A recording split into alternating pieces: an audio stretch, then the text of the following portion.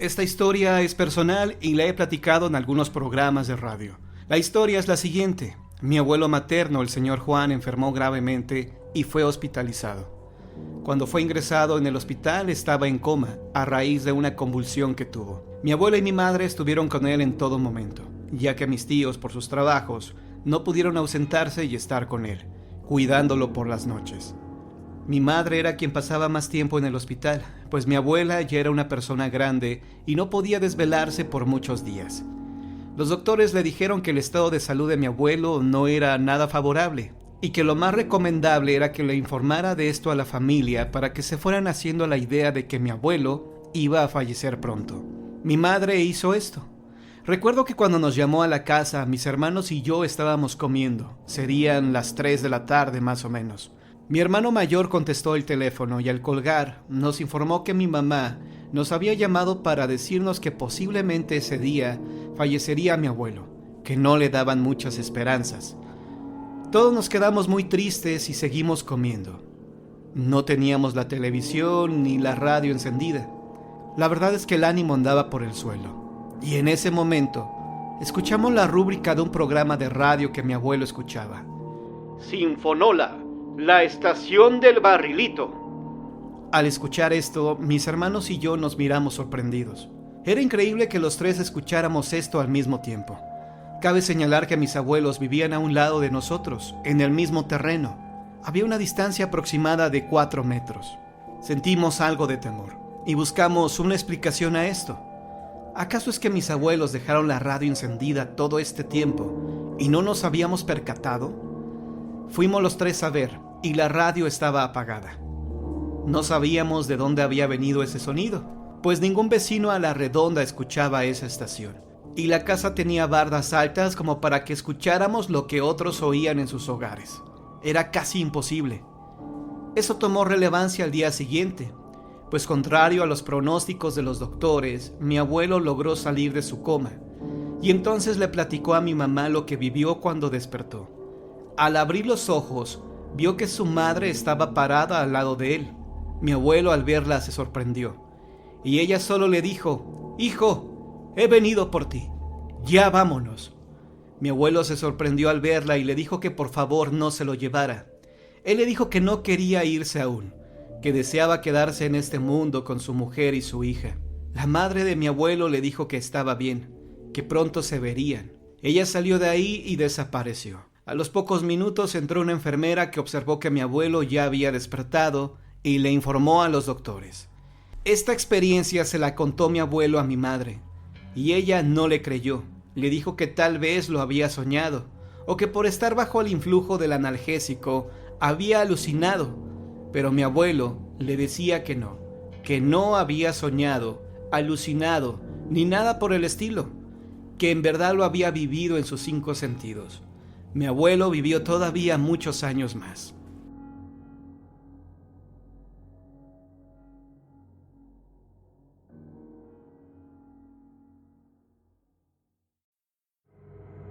Basado en hechos reales.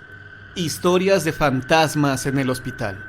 En la vida habrá momentos felices y otros no tanto. En ocasiones nos toca vivir situaciones que no desearíamos ni siquiera a nuestros enemigos, porque son momentos difíciles que duelen, que no quisiéramos enfrentar, pero la vida está llena de retos y muchas pruebas de fe. Yesenia se había casado muy joven, y al poco tiempo de estar unida en matrimonio, recibió la noticia de que estaba embarazada. Ella se puso feliz con esto, al igual que su esposo. Tomaron las precauciones necesarias y se prepararon para la llegada del bebé. Sin embargo, hubo contratiempos y malas noticias para Yesenia. Su embarazo era de alto riesgo, y tal vez la criatura no se lograría. Ella buscó por todos los medios que su hijo naciera, pero esto no fue posible. Ella fue hospitalizada al sufrir una hemorragia y cayó en coma. Por desgracia, el bebé falleció. La vida de Yesenia corría peligro, pues había perdido mucha sangre y era posible que no saliera del coma. Su familia, así como su esposo, se dedicaron a cuidarla en el hospital. Se turnaban cada noche y la salud de Yesenia no mejoraba. A pesar de que pasaban los días y que no les daban esperanzas, Ellos no perdían la fe. Yesenia y su familia eran muy creyentes en Dios, así que cada noche rezaban en la habitación de ella para que saliera del coma. Una madrugada ocurrió que su hermano, que ya estaba muy cansado, se quedó dormido. No fueron muchos minutos cuando él despertó y observó que dentro de la habitación estaba un hombre alto, vestido con una túnica negra y un rostro demacrado, casi diabólico. Estaba parado al lado de su hermana, diciéndole algo al oído. La chica seguía en coma, tendida sobre su cama. El hermano no sabía si estaba soñando o si era una alucinación, así que se incorporó y al percatarse que esta cosa en verdad estaba ahí, lo encaró, gritándole que se largara. Ese ser, al darse cuenta que lo habían descubierto, se desvaneció ante la mirada atónita del joven. El hermano supo que este intruso era un ser de oscuridad y que su hermana estaba en peligro, que tal vez se la quería llevar el maligno. El hermano le platicó a su familia lo que había pasado e hicieron una cadena de oración por ella. Ella permaneció unos días más en coma y al salir de este letargo, Yesenia les platicó que había tenido un sueño bastante extraño, donde había recibido la visita de un hombre extraño, vestido con una túnica negra y un rostro diabólico. Este hombre le dijo que renegara de su Dios, que de nada había servido sus oraciones para que no le quitara a su bebé, que ese Dios no la quería, que mejor adorara a Satanás. El hermano que tuvo este encuentro con este ser se sorprendió al escuchar que ella había soñado esto. Él sabía que no lo había soñado, ni alucinado, que en verdad lo había visto. Ellos llegaron a la conclusión de que el diablo había intentado tentarla para que cayera en pecado, pero esto no ocurrió. Yesenia no culpó a Dios por lo sucedido. Ella comprendió que son cosas que pasan en esta vida y que por algo así ocurrieron los hechos. Espejos embrujados. En el mundo esotérico y paranormal tenemos una cierta fascinación por los espejos, no por el objeto en sí, sino más por sus cualidades relacionadas con lo oculto y el más allá. En la antigua China contaban con una visión muy específica de los espejos, conocidos como reflejos del más allá, donde la creencia que detrás de cada espejo existe un universo alternativo plagado de criaturas. Los espejos eran considerados portales abiertos al mismo tiempo, permitiendo que los seres de ambos lados cruzaran con total libertad. En otras culturas se cree que los espejos tienen el poder de capturar las almas. En la cultura serbocroata, los espejos eran enterrados a menudo con los muertos para atrapar el alma del difunto y así evitar que se desviara de su camino al más allá. En otras culturas incluso cubren los espejos durante el sueño o enfermedad para evitar que las almas queden atrapadas en ellas, abandonando el cuerpo por completo. Uno de los casos más conocidos relacionados con espejos embrujados es el de una pareja londinense que cogió un espejo de la basura y se lo llevó a su piso. Ambos comenzaron a experimentar extraños dolores, depresión y en algunas ocasiones reportaron profundos arañazos en su cuerpo. En lugar de tirar el espejo, la pareja optó por vender el espejo en eBay. Entre los frecuentes encuentros fantasmales en los espejos, los más conocidos son las sombras. Las misteriosas sombras son normalmente masas oscuras, en ocasiones de forma humanoide, aparentemente formados por un material estático denso.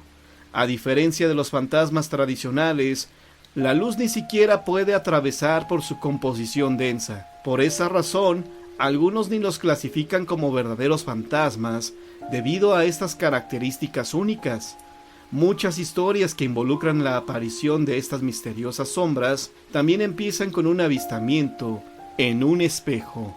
En el caso de las apariciones en los espejos, los escépticos creen que la baja autoestima, depresión, ansiedad u otros trastornos psicológicos, al ver un reflejo en el espejo, evoca una fuerte respuesta emocional. Pero lo que no tiene respuesta es para todas aquellas personas que han afirmado observar una espesa niebla o han experimentado ciertos síntomas después de haber comprado un antiguo espejo.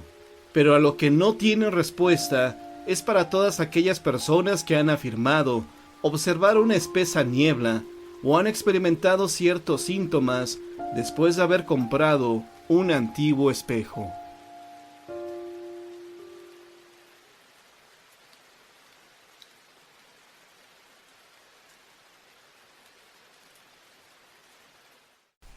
Basado en hechos reales, el funeral del hacendado. Era una noche fría. A lo lejos se escuchaban aullar los perros con desesperación, sintiendo quizá la presencia del maligno, o bien, solo ladraban a las pocas personas que pasaban por ahí a estas horas. Era un pueblo solitario, no había llegado la electricidad aún, así que las personas de San Pedro debían iluminarse con velas o lámparas de petróleo.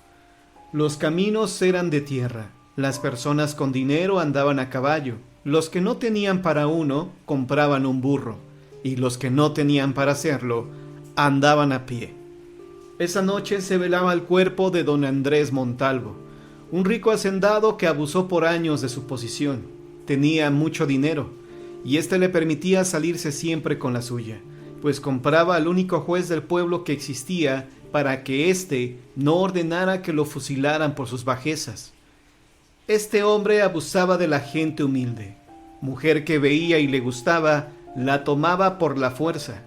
Algunas no se atrevían a denunciarlo ante las autoridades de este pueblo, pues de antemano sabían que no les harían justicia. Además que no querían que se supiera de su pena.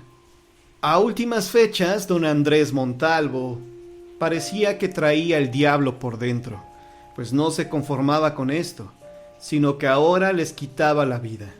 Esto comenzó a hacerlo por diversión, pero esta diversión le duró poco, porque la gente, cansada de tantos años de abuso, decidieron ajustar cuentas con él.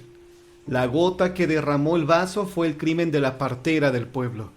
María había sido llamada de urgencia para ayudar a parir a una mujer, y ella acudió como de costumbre a la casa de la solicitante.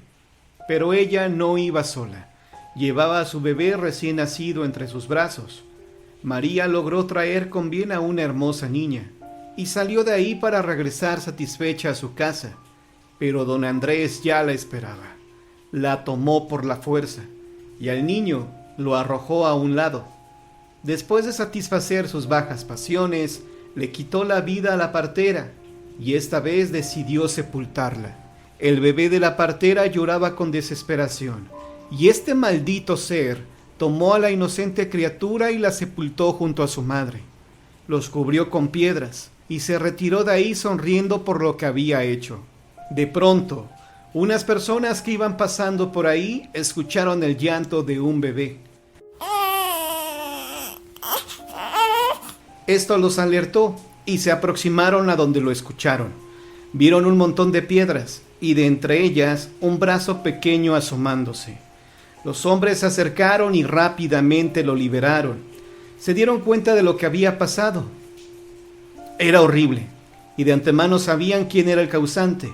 No podían permitir que esto siguiera ocurriendo.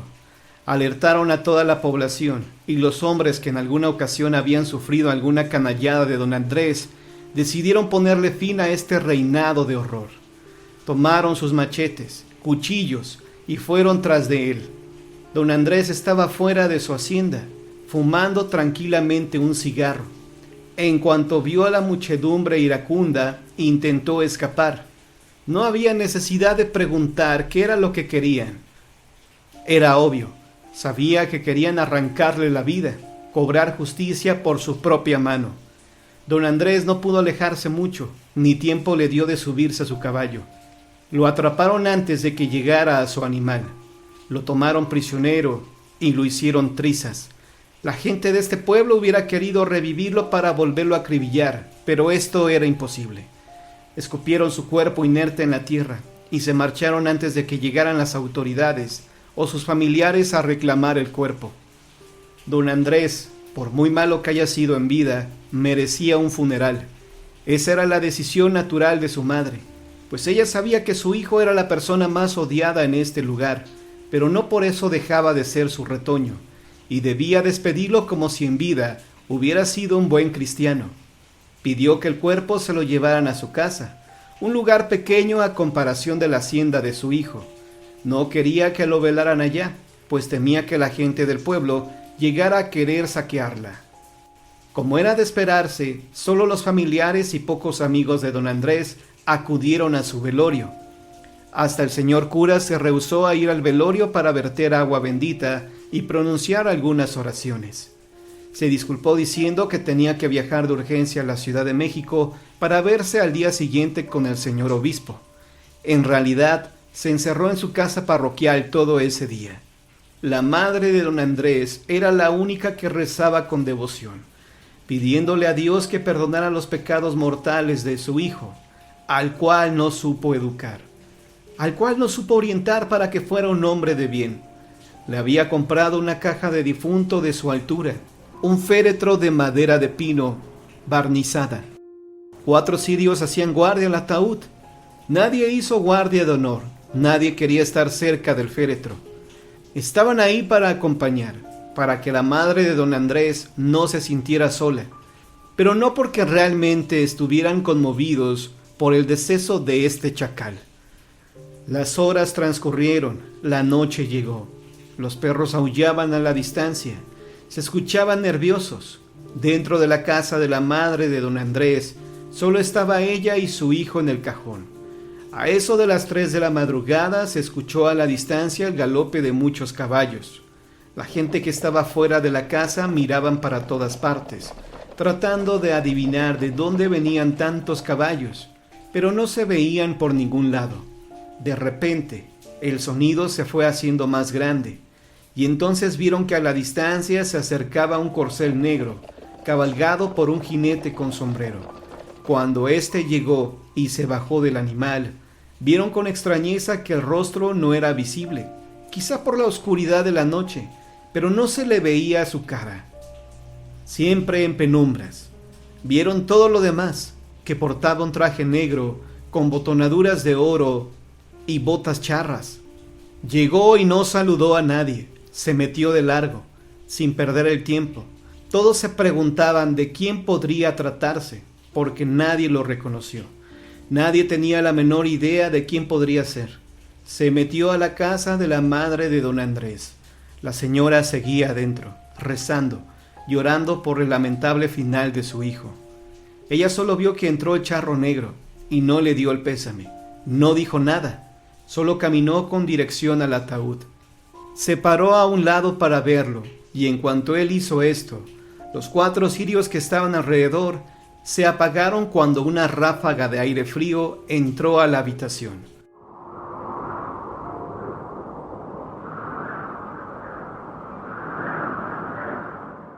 Por un momento todo quedó en penumbras. Los que estaban afuera de la casa sintieron que una ráfaga de aire frío pasó cerca de ellos, como si hubiera sido un remolino. No sabían qué había pasado. Los gritos de la madre de don Andrés comenzaron a escucharse con fuerza. Ella gritando desesperada, con horror diciendo que el diablo se lo había llevado. Los que estaban afuera no entendían lo que estaba pasando. Entraron a la casa de la señora y vieron que ella lloraba con desesperación, sosteniendo una vela entre sus manos. Señalaba la caja de difunto gritando: ¡Se lo llevó el diablo! ¡Se lo llevó el diablo! Los presentes observaron que la caja estaba vacía. ¿Qué fue lo que pasó?, le preguntaban a la señora, y ella no podía responder. No sabía nada, solo decía que el diablo se lo había llevado. Al día siguiente, y quizá para que la gente no supiera de esto, llenaron el ataúd de piedras. Fingieron que el cuerpo de don Andrés estaba ahí adentro y lo llevaron a sepultar al panteón municipal. Esta historia, por increíble que parezca, está basada en hechos reales.